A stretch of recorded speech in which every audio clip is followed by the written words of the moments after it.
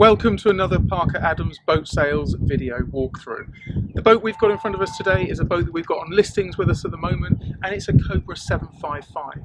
Now we know the Cobra brand really well, as for 2020 Parker Adams boat sales is actually a Cobra dealer on the Hamble. We're really excited about that and looking forward to bringing you lots more of these exciting ribs in the coming months. But to go back to the 755, so this particular 755 we've got on listings with us at the moment. It's a really nice example of the 755. Now the Cobra 755 is part of the same family that had the 7.5, which is really the boat that most people started to hear about Cobra for. It's got the fantastic generous U-shaped seating at the bow, the seat on the console, double helm seat, and then triple seat at the back. In my view, this boat is one of the most perfect family boats around. In fact, I like these boats so much, I've actually owned pretty much 3 of them. I say pretty much, I'll explain that in a second. So the first Cobra 755 that I owned was about 10 years ago. That was a blue one, and it was fitted with a Mercury Verado 250. A few years later, I purchased another one. That was a 755 with a Suzuki 225 on the back of it. And then my most recent boat, which we sold just a few months ago, was the newer version of the 755, the 7.6. And that I went back to Mercury with a Mercury Verado 300 on. This particular boat has got a Yamaha 250 on. So as you can see already, there's a range of engine options available on these boats, but all around that 200 to 300 bracket. Certainly the performance out of this is sparkling. Yamaha 250. We're going to be taking this boat out and doing drone videos on it in the next couple of weeks, as long as the UK lockdown allows that to happen. For the time being, we're just going to give you a good run through of the boat, run through the locker space, run through some of the features of the 755. I hope you find this video useful. So let's start at the bow of this boat. I think what's really interesting is in recent years, a lot of other manufacturers have started to really replicate the Cobra's approach of putting this U-shaped seating in their boats. Now, Cobra started doing this probably over 15 years ago, and a lot of the purists and rib lovers out there felt that ribs shouldn't have lots of seating in them, they should really just be point-to-point animals to go out into the sea. Cobra broke that mold and really introduced this sort of leisure feel to the rib, and I think it works brilliantly. This particular boat comes with the infill cushions. Most of them have got these. It allows a really generous sized sunbathing deck here, but you can really quickly take these out, and I'll show you that now. Once they're out, you've got seating around here, I would say 4 or 5 people. This boat doesn't have it, but what I've noticed a lot of other 755s have got is actually putting a table mount in the center here. So when it comes to going off on the day, spending a day with your family, you can set a table in the middle, set out your food, and you've got a really nice dining area at the front of this rib. Not many ribs at the size of 7.5 meters can say that they can comfortably sit 4 people for a sit-down meal. So what I'm going to do now is just remove those seats and just show you how big that space is. So what they have under them is they have a couple of Velcro straps which just are pointing forward, so it means that these are nicely secured in there. Let's just pop those off. You can see you can just lift those out. The same on the bow, forward pointing Velcro straps, lift that out again, and here you have that seating area. Really, really nice size. As I say, you can comfortably get 4 people, in fact probably 5 people around a dining table here to set up and have a meal when you're in a lovely anchorage somewhere. So a different view here of the bow of the boat. Locker space is really important on a rib, especially on a rib like this where you're going to want to have family days out, pack lots of things to spend the time on the water, and also some water sport things like water skis. These lockers are actually full length because underneath what they do is they run from here right the way through into the anchor locker here. So you can get a full set of skis in there. You can also fit a wake skate into here. I know that because I've done it myself, and that fits really nicely into the locker. Wakeboard with bindings on isn't going to work. You'll need to remove the bindings because they're a little bit too wide. But what I did on one of the Cobras that I owned is actually put a wake holder onto the rear arch, and what that does is means you can put wakeboards and slot them into the rear arch and keep them nicely out the way of the boat. In my experience, once you start bringing wakeboards and things into boats, it's a recipe to damage the covers. So actually it's a really good idea to pop it into some form of rack on the stern. These lockers here are accessed here. You just lift them up. Really nice stainless steel hinges here. You can see attention to detail. You've got breathable holes here so the fabric can breathe. and then right down here, this generous locker, and push the skis right the way forward there into the anchor locker. The anchor is really easily accessed. You just lift this out of the way, and here you have an anchor locker. There's plenty of space there, a lot of anchor and chain, and then Cobra's real trademark cleat at the front. Anchoring is so easy on one of these boats. You throw it over and then just lock the anchor into that cleat. What I then tend to do is just take a turn around that cleat and then drop the anchor line then down onto a stainless steel cleat, which is recessed into there just to tie it off. So it's really, really nice. You have exactly the same seating arrangement on this side, and again, the locker just lifts up there to reveal lots more space. As a family, we tend to use this a lot. We put a lot of things in here when we go away for the day, cool bags, waterproofs, anything like that. It's a really useful space, and as you can see, I'm sat here comfortably. 4 or even 5 adults could sit around this area. Well, this is probably the most fun seat on the Cobra to sit on. You can see that you've got excellent grab handles here. So if people are sitting here while you're going along, you can really pin yourself in really nicely. Now this particular boat is what most of the 755s have, which is the single front forward facing seat. Underneath this seat, you can see here you've got the fuel filler. It's a nice spot there, easy to get to fill up with fuel. If you take this seat out slightly and then lift this up, you have here access to all of the electronics. So under here, anything that you need to get to from the back of the chart plotter, back of the VHF is all here. And it's all really nice and neat and tidy in there. A lot of boats that you find of this sort of age, quite often in there can be a real mess. This particular boat, it's really clean and tidy in there, so the electrics have been well put in and well looked after since. Something quite a lot of people do is upgrade their electronics and then leave all the wiring in a boat. This particular boat, certainly it's original and the wiring is in there and really nice. You've also got access in there to the circuit breakers and the fuses, so if something blows while you're out at sea, you know exactly where to get to it. Pop that back down again. I've always liked the seating arrangements on a Cobra. You've got lots of really useful grab handles and proper seats. Some people don't like jockey seats, and if you don't like jockey seats, then Cobra really have got the perfect solution here. Now, it was actually because I wasn't a big fan of jockey seats, was one of the reasons I bought my very first Cobra 755. It was the only boat that I could find at the time that really had this really great, comfortable seating position. Everything is here close at hand. You've got the throttle control here, you've got plenty of grab handles, and again from a passenger point of view, your passengers again are comfortable here and they've got something to hold on to. A lot of boats seem to forget to put this extra handle in so your passengers are comfortable, and when you're going along at sea, going over some big waves, passengers haven't got anything to grab hold of. Heaven forbid they should grab hold of the throttle. Here, everything's nice and safe. From an electronic point of view, this boat is well equipped. It has a chart plotter, the Garmin 4008.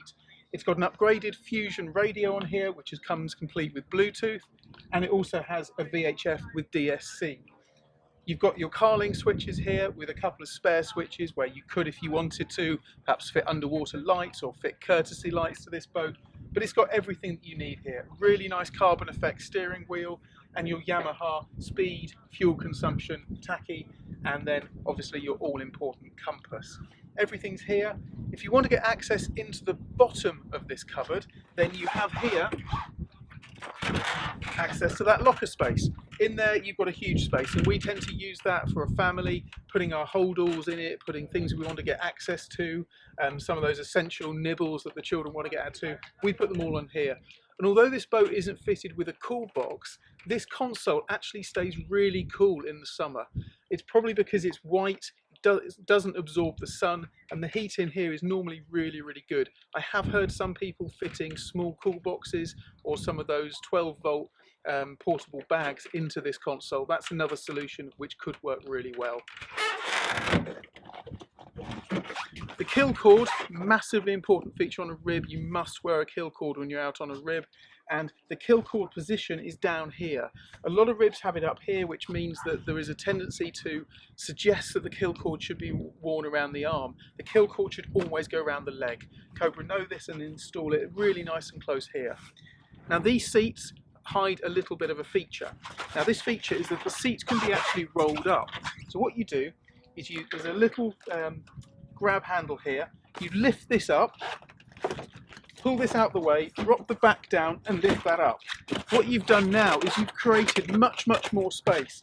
And actually my favourite position for driving the boat is in this position where you're acting really as a bolster.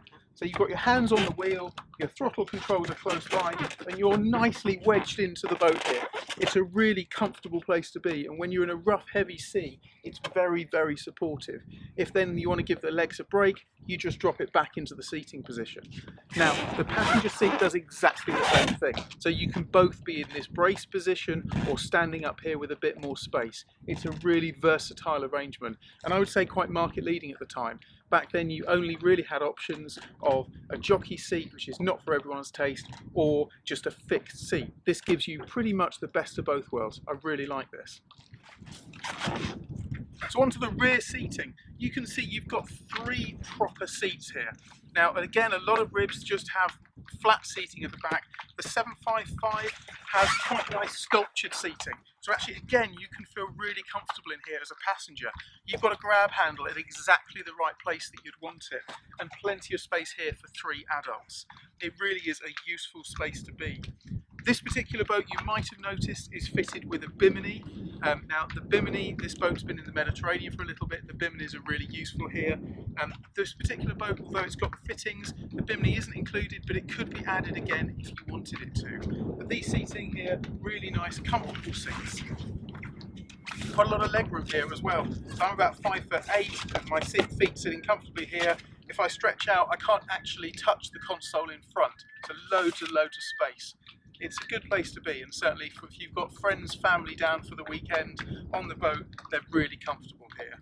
I've talked about storage space. Again, you can see here 3 big lockers. I say 3 lockers, actually 3 access points to 2 lockers. So on the top here, you have a lot. This opens up, you've got some cup holders here, really nice position here for your guests.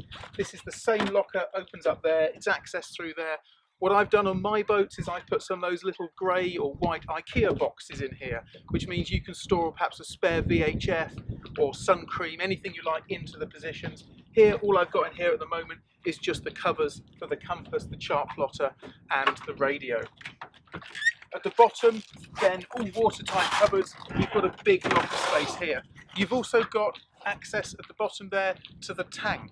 So you can get access to the middle of the hull there through an inspection hatch, but it's a big generous locker. And again, back to that point about how warm things get, I use this a lot and have put food in here for the day without the need for a cool box. Because it's all white, it's not reflecting the sun, it's still a nice space. But I know again, some people have upgraded this particular box and put in a cool box. And then lock them up like that so they're nice and watertight in there. So just returning again to the back of the boat here, if you want to get access to the bilge, access to the battery, then all you need to do is lift up that. Now this boat doesn't have it. What I would do is just add a little bit of an extra bit of rope onto there, and then what you can do is then just pop the rope over that navigation mark, and that then leaves that up there. That's something I might add on to this boat, so next time someone comes to view it, you might notice there's been a little rope added to that. It's a nice little addition. You've got easy access here, you've got the isolator tucked in under there, you've got the fuel separator, easy to see at the back there, and then straight access into the bilge. So loads of space. Again, you can store fishing rods, you can store nets, lots and lots of space there to put things into. I close that up.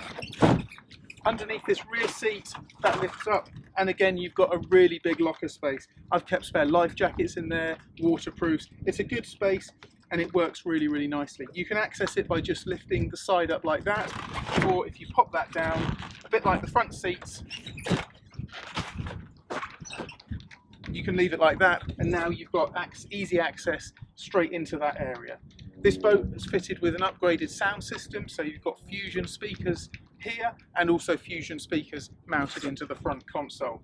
The wires are nicely trunked into here, out the way, leaving that as a really useful, usable locker. So I'm here now just looking at the A-frame. Really nice, substantial A-frame. All the wiring for the navigation lights, the VHF, the GPS module are all nicely trunked down into here, and a couple of nice little features such as putting the ropes, so when you're tying up the ropes before you go out, wrap them around here. You've got a really nice space to keep the ropes away and not down here at people's feet. You've got two teak steps that I'll come around to the stern and show you in a second, and then a really nice well here where any splashback from the engine can be contained. It's a good distance back, so it means that people here are not going to end up with the backs of their hair getting wet from the splashback from the engine. So lots and lots of space. You've also got a sensible area to walk through here and then step down into the boat. So two teak steps and a bathing ladder, and I'll walk around to the stern now and show you that.